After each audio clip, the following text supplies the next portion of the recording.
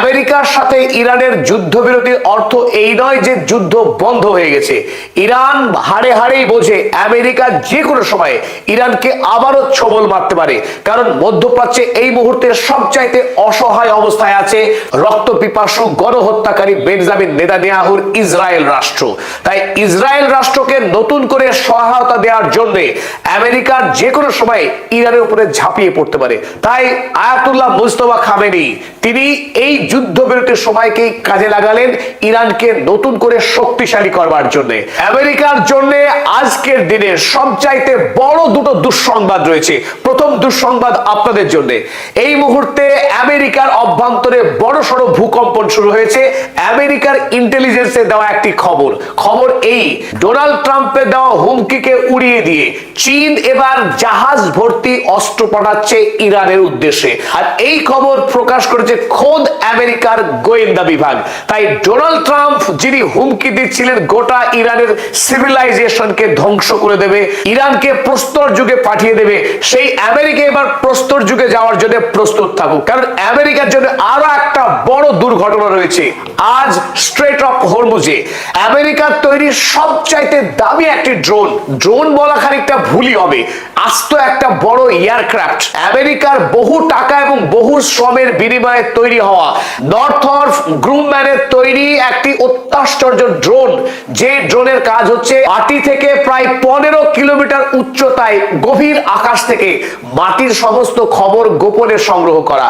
সেই ড্রোনকে আজ অলৌকিকভাবে ভূপাতিত করে এবং এখন ভয় হচ্ছে আমেরিকার এই বহুমূল্যবান ড্রোন আগামী দিনে ইরান রিভার্স ইঞ্জিনিয়ারিং না করে ফেলে, কারণ এই ড্রোন ধ্বংসের কোনো খবর পাওয়া যায়নি। চলুন আমরা এই খবরগুলো এবার ডিটেলসে দেখে নিই। এই মুহূর্তে চায়না এবং ইরানের বন্ধুত্ব যে কি শক্তিশালী হয়েছে, কারণ গতকালকে ইরান জানিয়েছিল যে স্ট্রেট অফ হরমুজ দিয়ে যদি কোনো জাহাজ পার হতে চায় সেই জাহাজকে 2 মিলিয়ন ইউএসডি পরিমাণ টাকা জমা দিতে হবে ইরানের হাতে, আর সেই অর্থ দিতে পারে চীনা ইউয়ানের মাধ্যমে।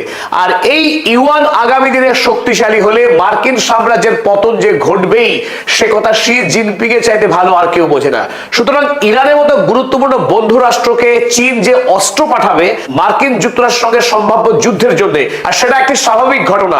এই মুহূর্তে ইসরায়েলে ভয়ের আরো বড় পরিবেশ তৈরি হয়েছে, কারণ খোদ ইসরায়েলের সংবাদপত্র লিখছে China plans to deliver air defense systems to Iran in coming weeks.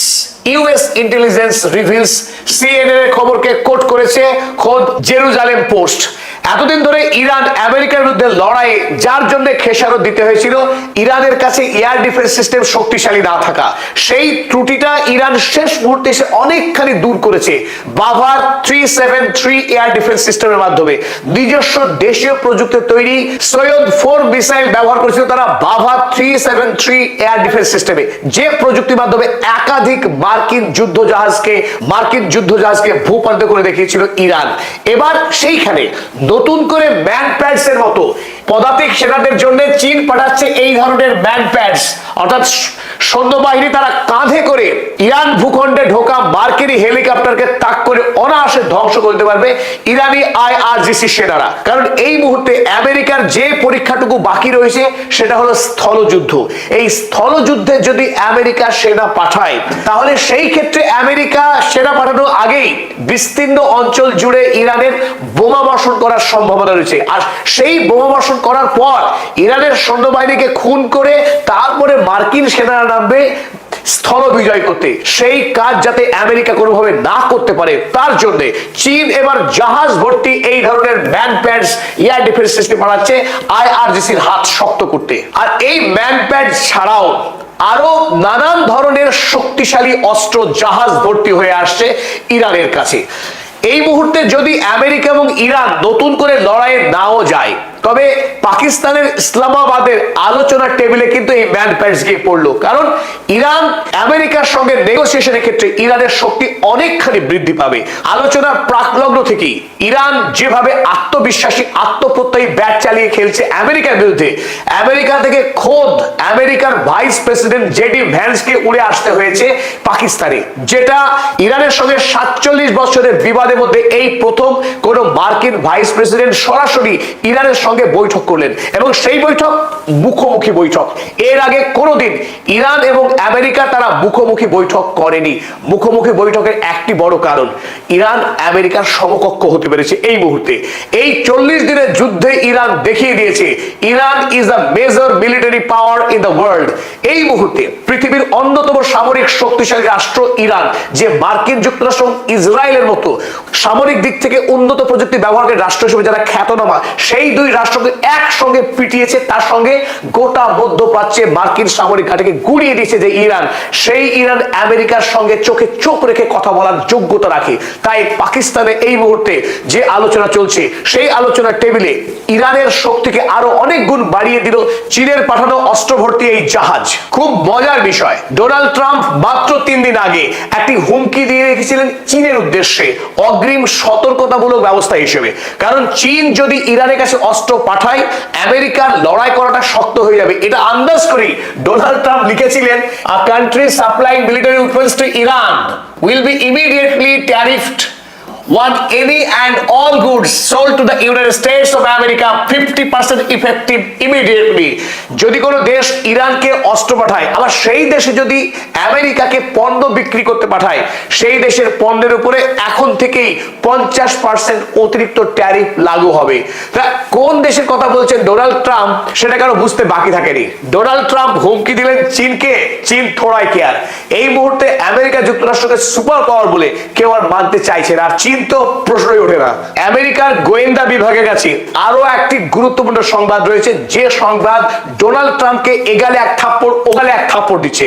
Donald Trump বারবার দাবি করেছেন ইরানের সমস্ত সামরিক স্থাপনা ধ্বংস করেছে, এমনকি ইরানের আগামী দিনে আমেরিকার বিরুদ্ধে ইসরায়েলের বিরুদ্ধে লড়াই করবার মতো না আছে কোনো অস্ত্র, সমস্ত ড্রোন এবং মিসাইল তৈরির যে পরিকাঠামো ধ্বংস করে দিয়েছে।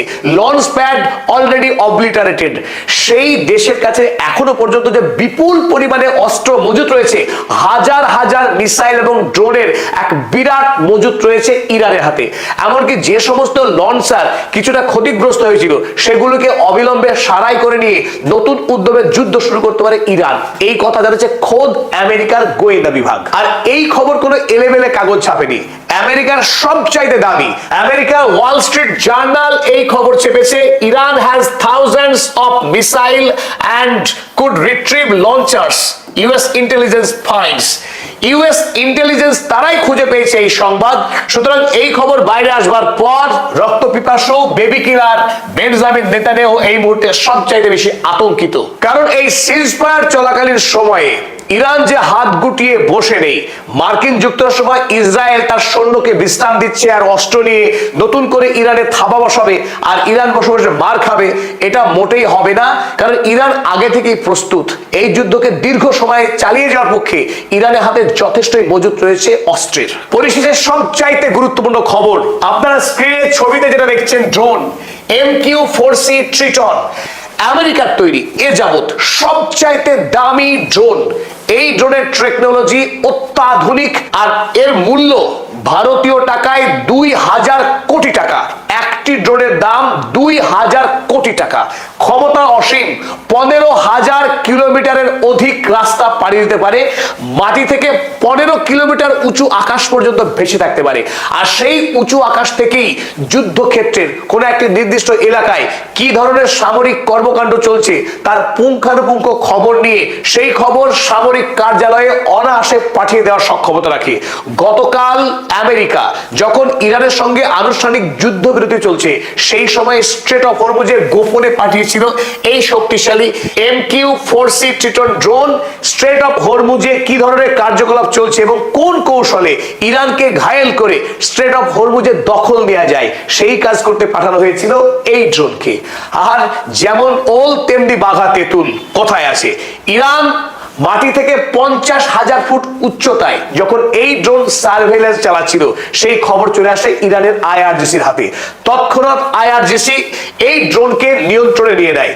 50,000 ফুট উচ্চতা থেকে হঠাৎ করে বাজ পাখির গতিতে এই ড্রোন নামতে শুরু করে। মাটি থেকে যখন 10,000 ফুট উচ্চতায় ছিল, তারপর থেকে এই ড্রোনের কোনো খবর আর রাখতে পারেনি আমেরিকা। আমেরিকার সঙ্গে যোগাযোগ বিচ্ছিন্ন হয়ে যায়। তবে তার আগে এই ড্রোন আমেরিকার কাছে 7700 এই এমার্জেন্সি অ্যালার্ট জারি করে দেয়। তাতেই আমেরিকার পেন্টাগনে খবর হয়ে যায় তারা হারাতে চলেছে আমেরিকার এই মহামূল্যবান ড্রোন। শত চেষ্টা করেও এই ড্রোনকে তারা উদ্ধার করতে পারেনি। উদ্ধারের আগে এই ড্রোন যে ইরানের উদ্দেশ্যে যাত্রা করছিল এই খবর তাদের কাছে রয়েছে। কিন্তু প্রশ্ন হলো, ইরান কোন জাদুতে এই ড্রোনকে অত উঁচু আকাশ থেকে নামালো? তারা কোনো ড্রোন বা মিসাইল হামলা চালায়নি, এই মিসাইলে ধ্বংসের কোনো রকম খবর তাদের কাছে নেই, কিন্তু এই ড্রোনকে তারা ট্রেস করতেও পারছে না। ফলে আমেরিকায় নতুন করে ভয় শুরু হয়েছে। তেহরান এই ড্রোনকে কবজা করার পর তারা সস্তায় তাদের টেকনোলজি দিয়ে এই ড্রোনকে রিভার্স ইঞ্জিনিয়ারিং করবে না তো? অর্থাৎ আমেরিকার কাছে এতদিন যে দামি উন্নত প্রযুক্তির ড্রোন ছিল সেই ড্রোন ইরানের হাতে চলে আসবে না তো? আর ইরান থেকে আমেরিকার দূরত্ব 13,000 কিলোমিটারের মতো, তাই অনায়াসে এই ধরনের ড্রোন আমেরিকাতে পাঠিয়ে ইরান এবার সার্ভেইলেন্স চালাতে পারবে। স্বাভাবিকভাবেই ইরান যে ক্রমশ যুদ্ধের ময়দানে আরো শক্তিশালী হচ্ছে, আমেরিকার সমকক্ষ হয়ে উঠছে, সেটাই প্রমাণ করলো আরো একবার ইরান আজ। যারা এখনো পদাতিক চ্যানেল সাবস্ক্রাইব করেনি তাদেরকে অনুরোধ, আপনারা পদাতিক চ্যানেল সাবস্ক্রাইব করুন এবং যুদ্ধের তথা সারা পৃথিবীর ভূ রাজনীতির সঠিক খবর এবং তার পুঙ্খানুপুঙ্খ ব্যাখ্যা পেতে সাবস্ক্রাইব করুন পদাতিক চ্যানেল।